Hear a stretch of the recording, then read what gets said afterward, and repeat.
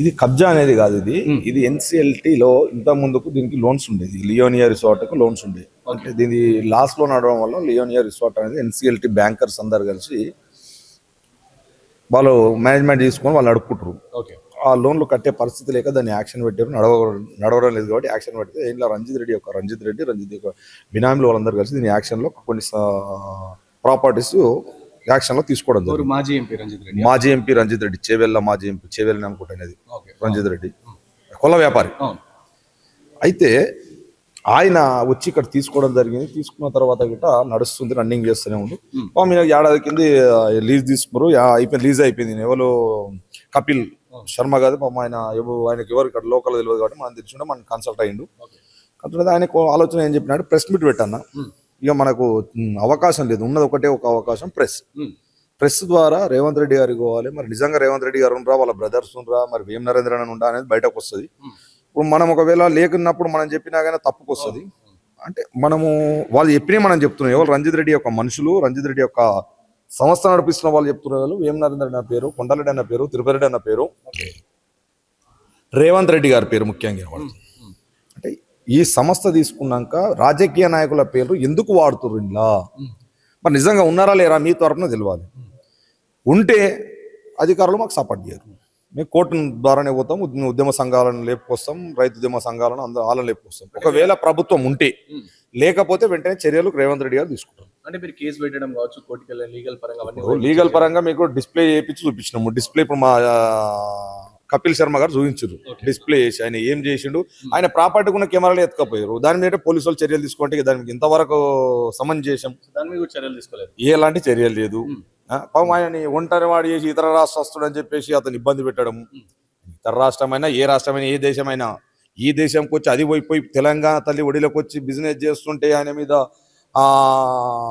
ఇలాంటి ఇబ్బంది పెడితే ఊరుకునేది ఉండదు. ఎందుకంటే ఒక కాలేజీ సంస్థ నడుస్తుండ్రు, ఆ సంస్థకు అలా మా లోకల్ వాళ్ళకు డిస్కౌంట్ గిట్ట మాకు మంచిగా ఇచ్చి మా పిల్లలకి గిట్ట ఉద్యోగాలు ఇచ్చాడు. కాలేజీలో చదువుకుంటే కూడా మంచి విధి విధంగా చూసుకుంది. కాబట్టి ఆయనకు వచ్చే ప్రాపర్టీ లీజ్ ఎంత ఉందో అంత ఇమ్మీడియట్లీ కట్టాలి. మరి ఆయన కాలేజీకి సంబంధించి దీన్ని మొత్తం గిట్ట ఇమ్మీడియట్లీ వెకేట్ చేయాలి. రంజిత్ రెడ్డి గారు, నీ సంస్థకి చెప్తావా, నీ బినామీలకి చెప్తావా, నువ్వు వస్తావా? ఇమ్మీడియట్లీ గేట్లన్నీ రిమూవ్ చేయాలి. ఏ ప్లాట్ కాడ గిట్ట నువ్వు గేట్లు పెట్టొద్దు, నీ సమస్య పెట్టొద్దు. నీ తుపాకీ సెక్యూరిటీని బంద్ చేయించుకోవడం, లాఠీలు ఇవన్నీ పోలీసులు పట్టుకొని తిరుగుడు బంద్ చేసుకో. అవి గిట ఉంటే ఊరే మీద పడుతుంది, తరిమి కొట్టుడు ఖాయం. అధికారం ఉపయోగిస్తున్నావా, లేకపోతే నిజమే రేవంత్ అన్న ఉండా, మరి నిజంగానే అలా ఫ్యామిలీ ఉందా, నిజంగానే వేం నరేంద్రన్ ఉండా, మరి మాకు తెలియదు. వాళ్ళు చెప్తున్నారు నిన్ను బదనాం చేస్తున్నారు, మేమంటారు నిన్ను బదనాం చేస్తున్నారు అంటున్నాము. మరి ఆయన వాడుకొని ఆయన కోట సంపాదిస్తున్నాడు. మరి నీకు ఇస్తుండా ఇస్తాడా మాకు తెలియదు. మరి నీకు పోతున్నట్టే లెక్క వస్తుందా?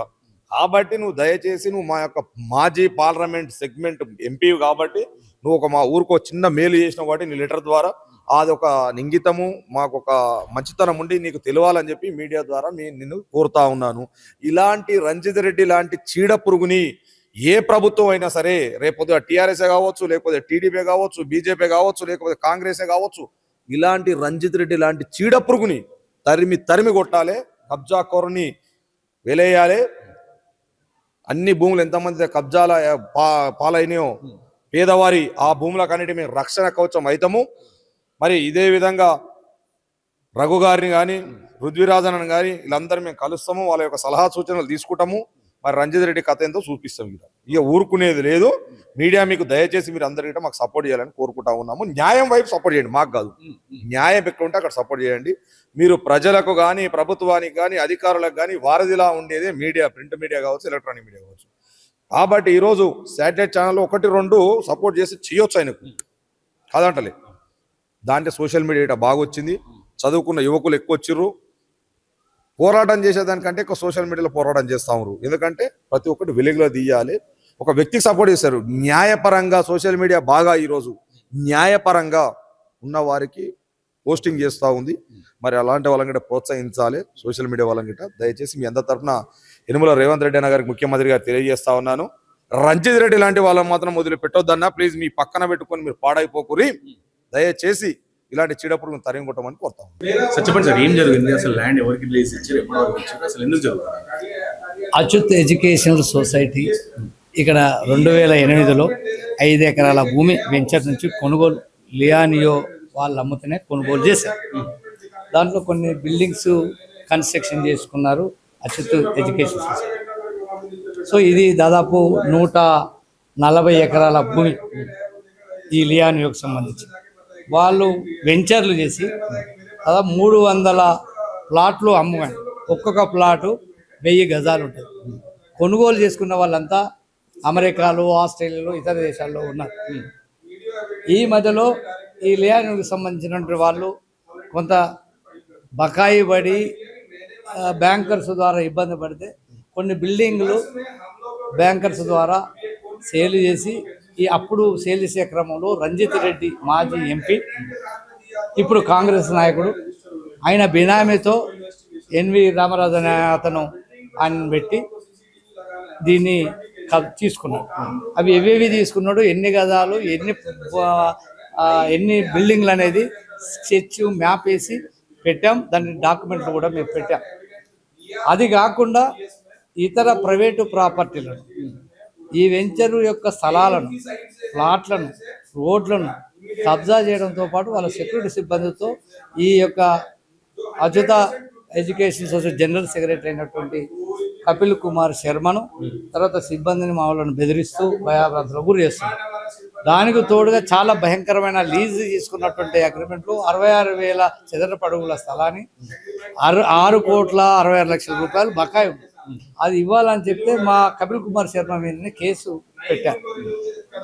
అది కాకుండా ఇన్ని గదాలుగా చదరపు అడుగులు కాదు, ఇది కేవలం 29,000 మాత్రమే అని ఒక ఫోర్జరీ డాక్యుమెంట్ సృష్టించి ఎన్సిఎల్టీలో వేయడం. అది వేయడం అంటే కోర్టును తప్పుదోవ పెట్టేయడం, రీలను తప్పుబట్టి చేయడం. అది చేయడానికి కూడా మా దగ్గర పూర్తి ఆధారం డాక్యుమెంట్ కూడా పెట్టాం. ఒక అగ్రిమెంట్ చేసుకున్నప్పుడు, ఒక స్టాంపు తీసుకున్నప్పుడు ఇవాళ నేను కొంటే రేపు అగ్రిమెంట్ చేసుకుంటాం, కానీ ఇవాళ కొంట 10 రోజుల ముందు అగ్రిమెంట్ చేసుకుంటాం. అంటే అగ్రిమెంట్ 10 రోజుల ముందు చేసుకోను, ఇవాళ కొంటే స్టాంపు 10 రోజులకి ఎట్లా దొంగ ఆడ దొరికి.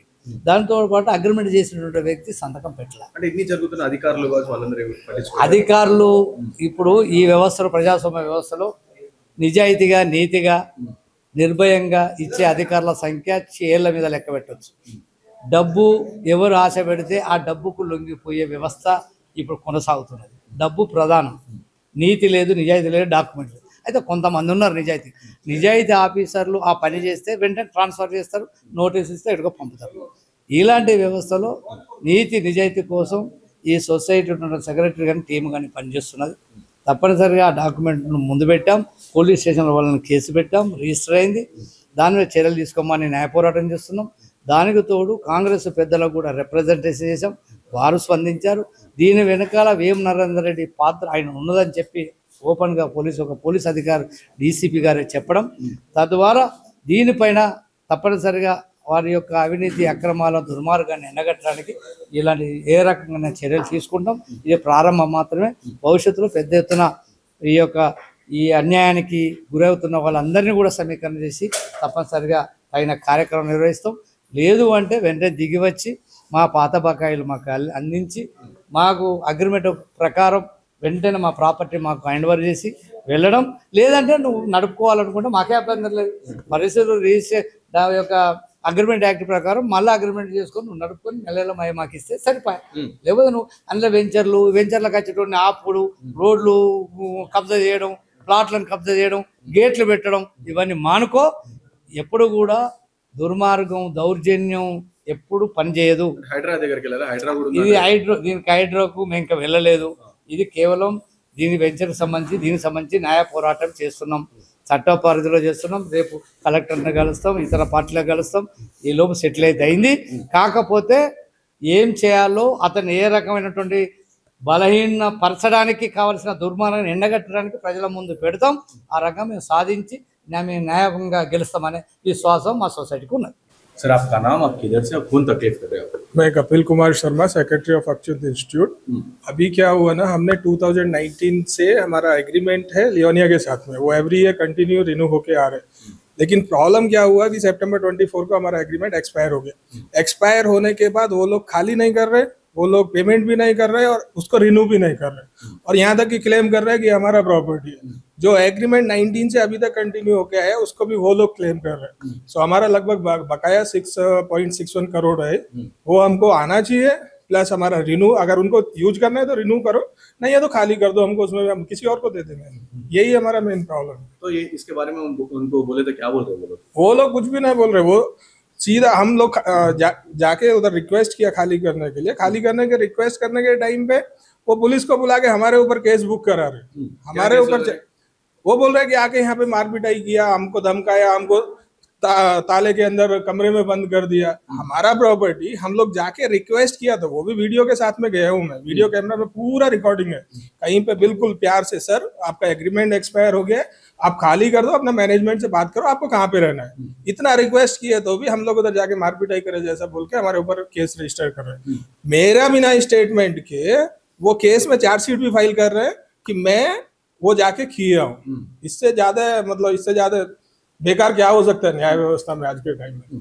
फिर आप police complaint, return complaint file नहीं करेगा? पुलिस कंप्लेंट हम फाइल किए, फर्स्ट को दिए, एफआईआर हो गया था हमारे ऊपर ऑलरेडी, नहीं लिए, फिर 7 को दिए, 21 को दिए। ऐसा हम रिप्रेजेंट देते हमारा 25 अप्रैल को जाके एक एफआईआर बुक हुआ 357।